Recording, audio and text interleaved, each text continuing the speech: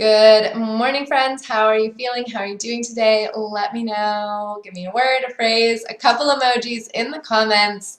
Let me know how your day is going. Today's May 1st, and May is Lyme Disease Awareness Month, so I am going to share my personal story with you all and some things that have helped me and some things that I think everyone should know about Lyme disease, the fastest growing vector-borne disease in the world. So today we're going to talk about 5 things of what is Lyme disease, how you get it, the early signs, testing, and treatment.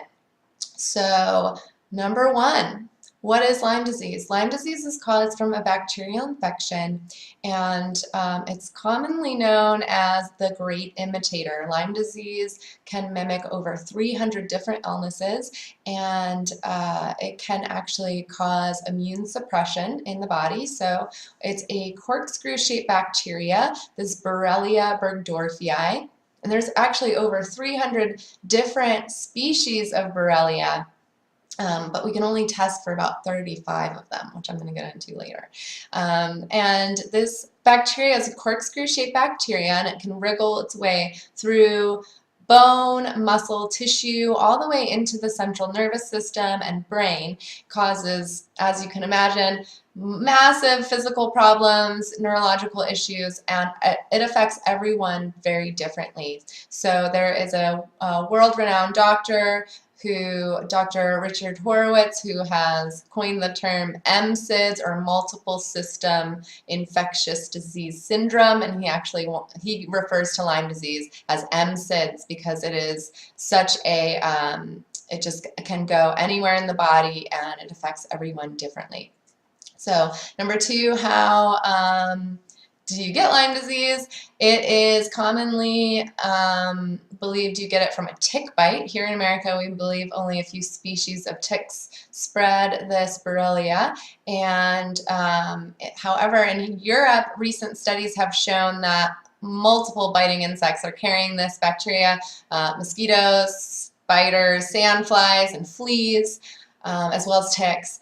And I mean, it kind of makes sense, like if a mosquito bites me with Lyme disease, it's a dirty needle going into my arm, and then if it doesn't finish feeding and bites somebody else, why would they not get that? It's a blood-borne disease. Anyway, so you can get it through bug bites. You can get it through, there's also been studies showing it's congenitally passed. So a pregnant woman with carrying baby can, there's been multiple miscarriages that had, autopsies showing Borrelia burgdorferi in both the cord and the fetus itself. Also, children are born positive, Lyme disease positive.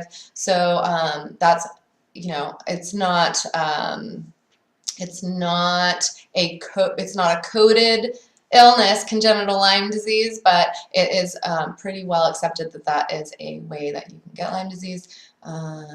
And it's blood-borne, so also possibly blood transfusions, and like if you're gonna do a blood brother, you have a chance of getting Lyme disease there. I don't know the studies on that, but not a great idea. So next one, the early signs of Lyme disease are all over the place. You can actually not even you can be asymptomatic for years. You could get sick right away. You could get a bullseye rash. Around 50% of people develop what they call bullseye rash, or and you have to look these up because it also varies. It's not always just that red dot and then a white and then a red ring. It could just actually be a red, like, spreading reaction.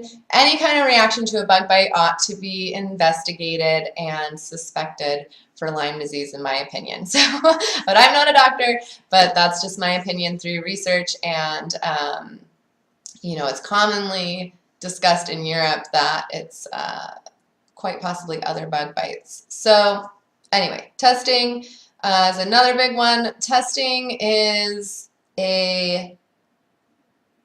I don't want to say a crapshoot, but most people are diagnosed clinically, and most Lyme specialists, which they call Lyme literate doctors, will say that Lyme is a clinical diagnosis because the testing for it is so unreliable. So unfortunately, the standard blood test is called the Western blot test, and that requires, they take your blood and they test that, and if that tests positive, they'll further test the sample to look at specific antibodies which have been correlated with Lyme disease, and the CDC says you need 2 out of the 5 bands and that first test needs to be positive, and then you need 2 out of the 5 bands on the second tier. It's called 2-tier testing. Second tier needs to also be positive, and then the CDC will say, oh, okay, yeah, you can get Lyme disease treatment. The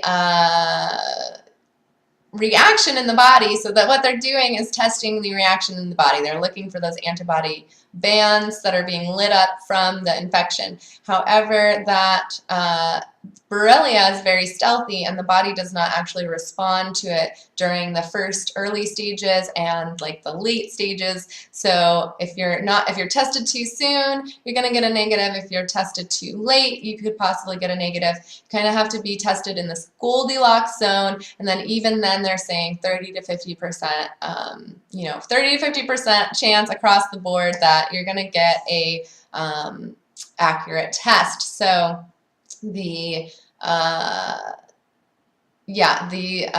several states on the East Coast have actually passed mandates where they state, they have a letter that goes out to people who have a negative Lyme test saying like, hey, false negatives are very, very common. So the blood test kind of sucks. There's newer tests called PCR testing that actually like takes the blood, or it's also done through urinalysis where they do like a culture and they're looking for the actual DNA of the bacteria itself. However, there's still 300 different strains of this disease or bacteria, and we're only able to test for like 35 of them or something. So that's sort of crazy. But the blood and urinalysis PCR testing are kind of your gold standard tests, and that's done through DNA Connexions or Igenex, and those are a lot more accurate, but still not 100% accurate. So